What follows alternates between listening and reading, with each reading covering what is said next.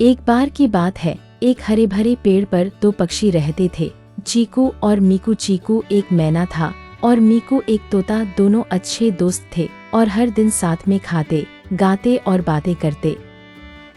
एक दिन चीकू बहुत दुखी था। मीकू ने पूछा, क्या हुआ चीकू, आज तुम इतने चुप क्यों हो?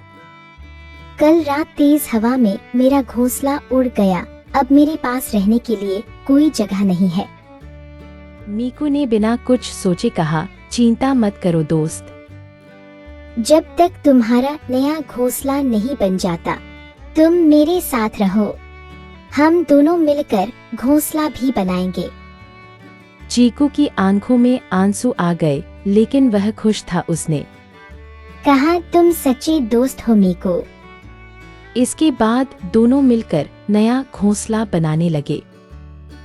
कुछ ही दिनों में उनका घोंसला बन गया और अब वो दोनों उसमें साथ रहते थे, पहले से भी ज्यादा खुश। सच्चा दोस्त वही होता है जो मुसीबत में साथ दे। अब चीकू और मीठू का नया घोंसला बन चुका था। दोनों बहुत खुश थे। हर सुबह वे मिलकर सूरज को नमस्ते करते, फिर पास के खेतों में उड़कर दाने चुगने जाते।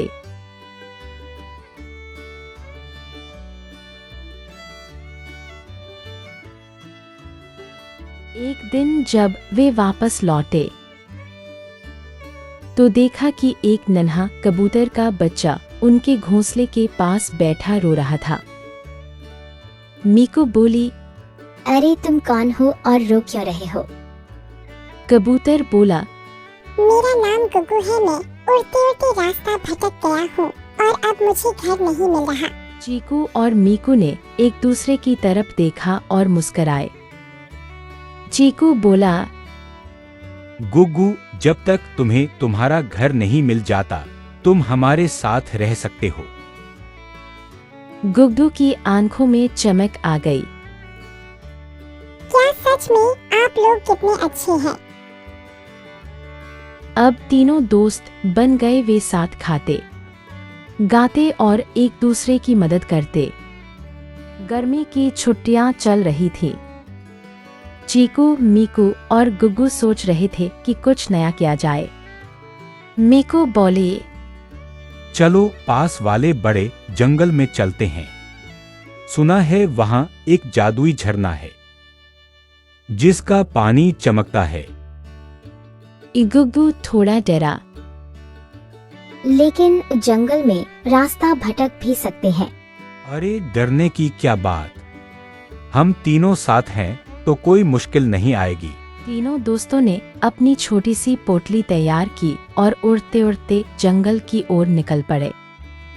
रास्ते में उन्हें बहुत सुंदर फूल, रंग बिरंगी तितलियां और अजीब अजीब आवाजें सुनाई दी। अचानक एक जगह रास्ता दो हिस्सों में बंट गया। चीकू बोला, हमें बाएं जाना मीकू चाहिए। बोले, नहीं, दाएं रास्ते पर झरने की आवाज आ रही है। रुको, हमें पहले मिलकर सोच लेना चाहिए। तीनों बैठ गए और ध्यान से झरने की आवाज सुनने लगे। फिर तय हुआ कि मीठू का रास्ता सही। थोड़ी ही देर में वे उस जादुई झरने के पास पहुंच गए। उसका पानी सच में चांदनी जैसा चमक रहा था। उन्होंने झरने में नहाया, ठंडा पानी पिया और पेड़ की छांव में बैठकर आराम किया।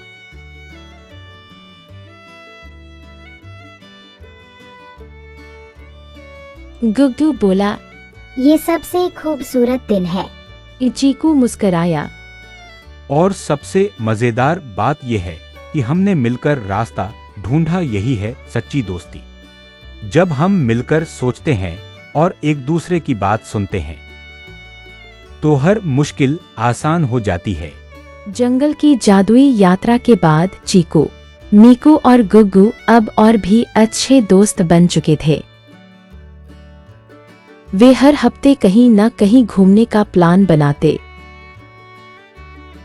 एक दिन वे तीनों जंगल के दूसरी तरफ उड़कर गए, जहां एक सुंदर बाग था। वहाँ फूलों की खुशबू हवा में तैर रही थी और पेड़ों पर रंग बिरंगे पक्षी चहचहा रहे थे।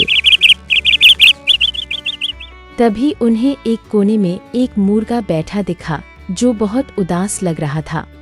मीकू पास गई और बोली, क्या हुआ मुर्गा भाई, आप इतने उदास क्यों हैं? मेरा नाम नटराज है। मैं एक नृत्य प्रतियोगिता के लिए अभ्यास कर रहा था, लेकिन कल मेरी पूंछ में चोट लग गई। अब मैं नाच नहीं सकता और प्रतियोगिता कल ही है। गुड्डू ने कहा, हम तुम्हारे साथ मंच पर चलेंगे और अपनी आवाज और उड़ानों से तुम्हारा नृत्य और भी शानदार बना देंगे। नटराज को थोड़ा संकोच हुआ, लेकिन वह मान गया। अगले दिन प्रतियोगिता में जब नटराज मंच पर गया तो उसके साथ चीकू की मीठी आवाज, मीकू का नाच और गुग्गू की कलाबाजी ने सबका दिल जीत लिया। पूरा जंगल तालियां बजा रहा था। नटराज बोला, अगर मेरे ये नए दोस्त न होते तो मैं कभी मंच पर नहीं आ पाता। प्रतियोगिता खत्म होने के बाद नटराज को बाय बल्कि अपने घर के ईयर निकल पड़े।